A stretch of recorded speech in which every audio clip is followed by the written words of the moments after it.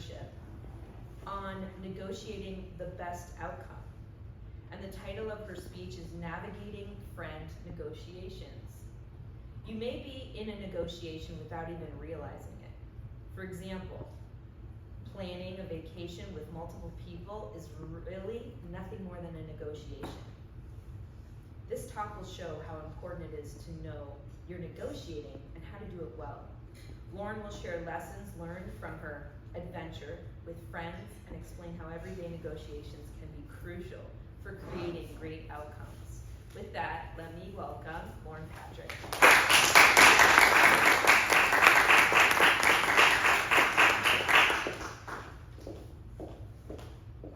Planning a vacation with multiple friends is not for the faint of heart. Nonetheless, that is what 3 of my best friends and I set out to do about 10 years ago. Let me tell you a little bit about each of them. Doris is what I would call a thrill seeker. She loves adventure. She loves to try new things, especially on vacation. Then we have Vanessa and Karina.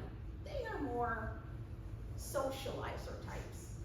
It's all about nightlife, dancing, concerts, anything that has to do with being around people, again, especially on vacation.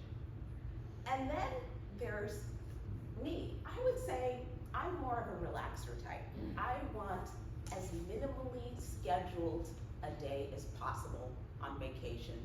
Plenty of time to explore, walk around, have unexpected surprises, but mostly time for relaxation. With these differing personalities and expectations on vacation, you must be thinking, what could possibly go wrong? Fellow Toastmasters, honored dignitary, most welcome guest.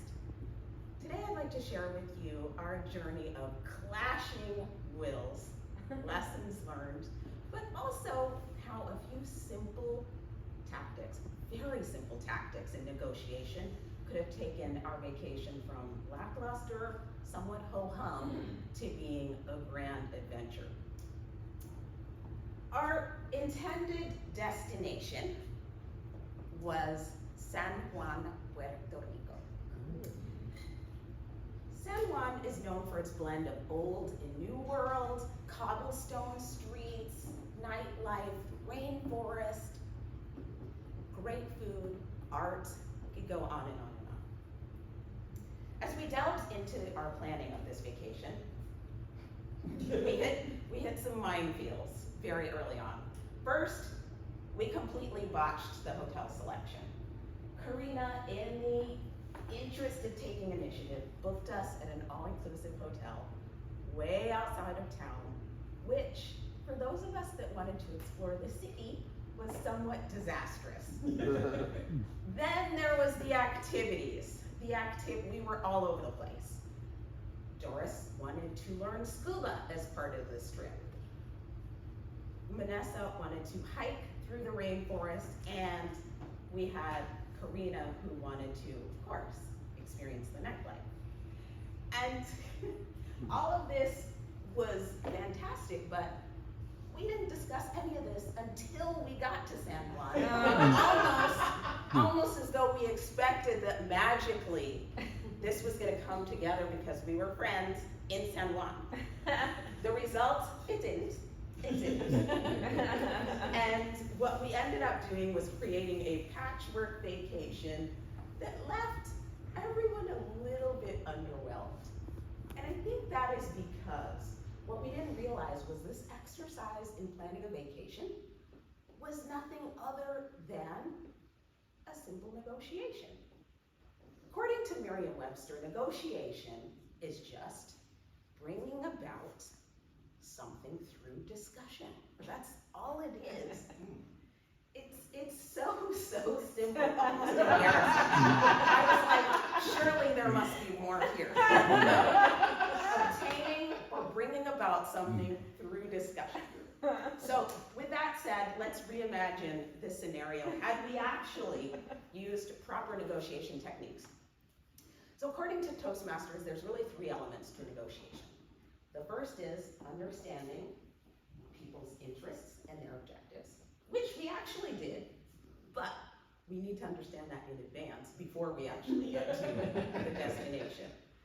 So what we needed to have done was to, each of us just outline our top 1 or 2 must-haves, our non-negotiables, and then discuss that so we would have an idea of what the outcomes were that we were driving to in this vacation. Next, research, research, research. After we established the non-negotiables and established the priorities that we listed out, like Doris needed to learn scuba as part of this vacation, for example, that's when we would have actually taken the time to research to say, okay, what are the best locations, accommodations, activities, so that all of us could have achieved these priorities. Finally, third step is making sure that there are fallbacks, because it is so hard, probably impossible to have everybody be happy with the decisions that you make, especially when you're planning vacation for a group like this. But perhaps there were some alternatives we could have put in place, even given the fact that we were in an all-inclusive, all the way out of town, that would have made sense. For example, maybe we could have reserved some rental cars and had those so that if people wanted to leave and explore different areas of the island, they could have done that. And so many other examples there. But all in all, negotiation is really just about communication. That's it. That's all it is. It's about understanding the outcomes you're trying to achieve and then working together to put some good alternatives in place to do that. Luckily for us, we're still very good friends, but we do throw our head back and laugh about this trip to San Juan because we all kind of felt like we didn't get what we wanted out of that trip.